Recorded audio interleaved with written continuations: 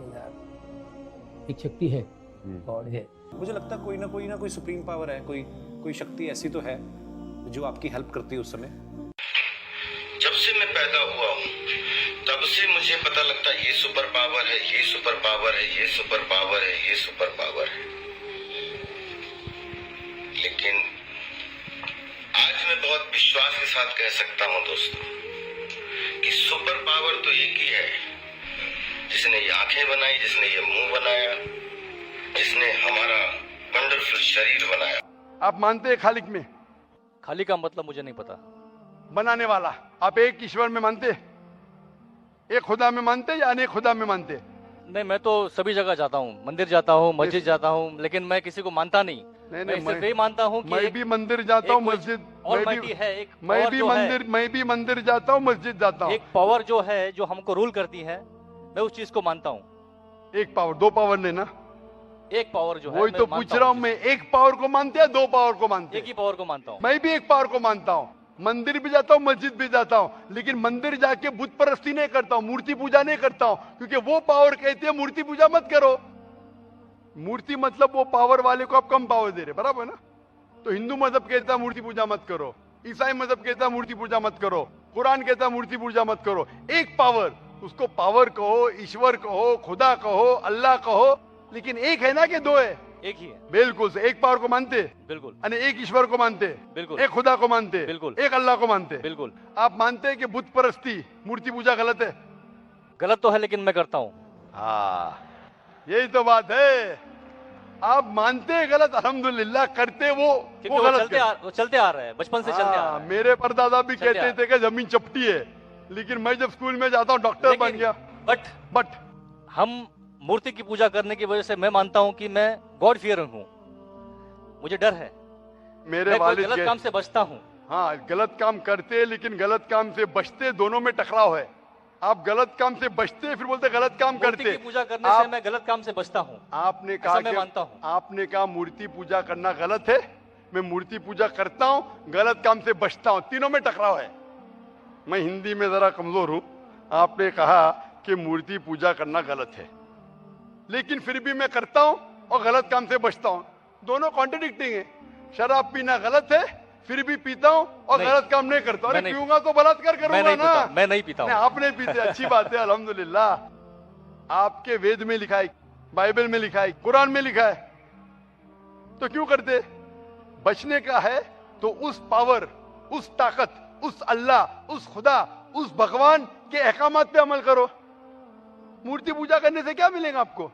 आप कुरान मजीद पढ़ो, कुरान मजीद आखिरी पैगाम है उस पावर का। तो अगर आप जानते हैं कि मूर्ति पूजा गलत है, तो गलत काम से क्या सही रास्ता मिल सकता है? चोरी करना गलत है, लेकिन मैं क्या करता हूँ? चोरी करता हूँ और गरीबों में बांटता हूँ, सही है? गलत है। गलत है। चोरी करना गलत है, आप मानते? क्या चोरी करता हूँ लेकिन गरीबों में बांटता हूँ? अरे गरीबों में बांटने का तो मेहनत करके बांटो ना, चोरी करके मेहनत मत करो। मेहनत करके मेहनत करो और हलाल की कमाओ और गरीबों में बांटो। उसी तरीके से जो आप जानते हैं मूर्ति की पूजा गलत है, फिर क्यों करते? क्योंकि आपके परदादा करते आए हैं। मेरे परदादा कहते थे दुनिया चपटी है, लेकिन मैं कहता हूं दुनिया गोल है क्या चपटी है? गोल। आपके परदादा क्या कहते थे, चपटी क्या गोल? गोली कहते थे। परदादा? आपके बाप दादा ने परदादा गोली कहते थे। कभी 1000 साल पहले? बिल्कुल। आपके दादा का नाम क्या था? पता नहीं। हाँ, तो आप खाली हवा में फेंक रहे हैं। इंसानियत 1000 साल पहले कहती थी कि दुनिया चपटी है। आपके परदादा का नाम क्या? मैं नाम लिखूंगा ना साइंटिस्ट बुक में। आपके परदादा का नाम क्या है? पता। आपके परदादा क्या कहते थे, दुनिया चपटी है क्या गोल है? मैं कुछ नहीं कह सकता इसके बारे हाँ। में, क्योंकि मैंने सुना नहीं है क्या कहते थे। लेकिन साइंस कहती है, मेरे परदादा और आपके परदादा कहते थे कि चपटी है। आप मानते हैं चपटी है? नहीं, क्योंकि आप तरक्की कर चुके। जब तरक्की करते हैं, गलत चीज को छोड़ देने का है। अभी बुत परस्ती करेंगे या छोड़ देंगे? कोशिश करूंगा छोड़ने की। हाँ, ये बात हुई ना, ये मर्दानी बात हुई ना। माशाल्लाह, ये अच्छी बात है कि भाई साहब मानते एक पावर में, एक खुदा में, एक ईश्वर में, एक भगवान में। बुत परस्ती गलत है और कोशिश करेंगे इसको छोड़ने की। आप मानते हैं कि मोहम्मद सल्लल्लाहु अलैहि वसल्लम पैगंबर है? पता नहीं, मुझे नहीं मालूम। इसीलिए मैं चाहूंगा कि आप कुरान मजीद पढ़िए। अल्लाह ने तुम्हें मुस्लिम ही बनाया।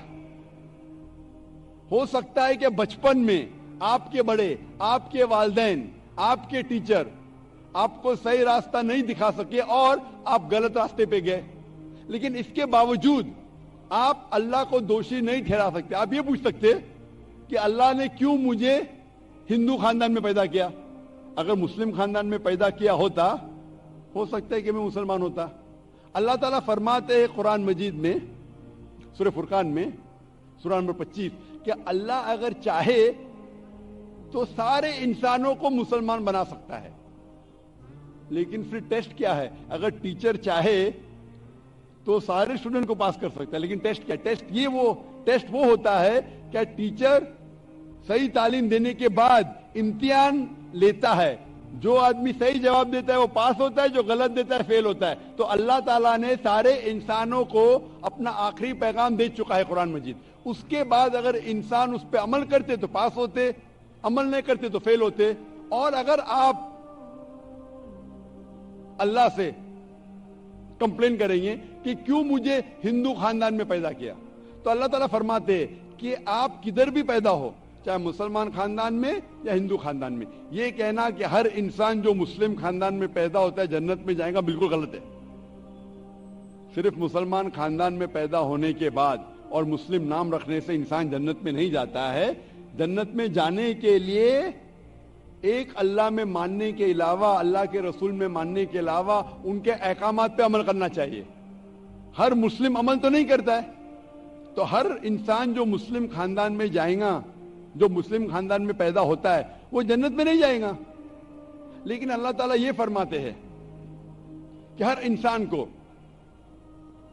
सूरह फुसिलत में सूरा नंबर 41 आयत नंबर 53 अल्लाह ताला फरमाते सनूरीम आयातिना फिल आफाकी